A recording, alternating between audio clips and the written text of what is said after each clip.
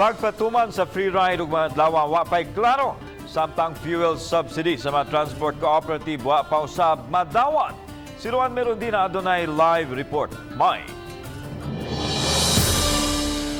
Yaslan, karon lang yung hapon, gipahibaw ni LTFRB 7 Director Eduardo Montialto nga dili madayon ang libreng sakay ug mga adlaw kay wala pa niini madawat ang clearance gikan sa COMELEC sa gidusong petition for exemption on election ban. Andam na ang 28 ka unit sa mga modern PUJ sa Udotco kon United Drivers and Operators Transport Cooperative alang sa ipatumang free ride o libreng sakay ug mga adlaw. Ang Udotco migahin og napo ka mga units alang sa rotang MEPS Cordova, napo ka units sa mga modern PUJ sa Liloan MEPS ug 8 ka units sa Marigondon Mercado. Mga sakyanan na to is ready na para sa free ride ugma.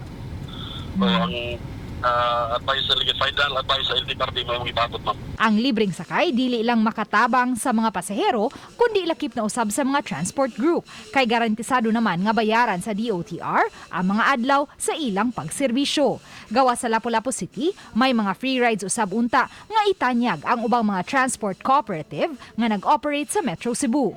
Sa Pikas Bahin, wala paghihapon madawat sa mga transport cooperative ang 6,500 pesos nga fuel subsidy nga gilauman untang madawat nila sa buwan sa Marso. Muna ako sa gipabot na mo unta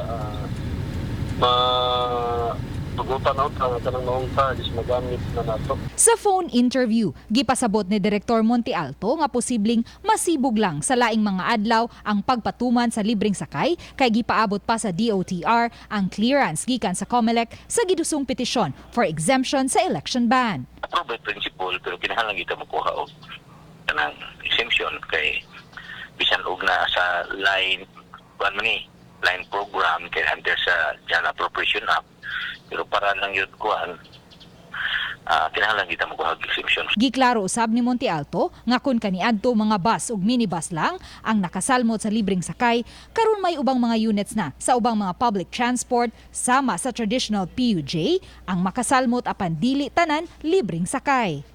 Phase 3 service contracting program phase 3 comprised of gross contracting muna na siya libreng sakay ug net contracting.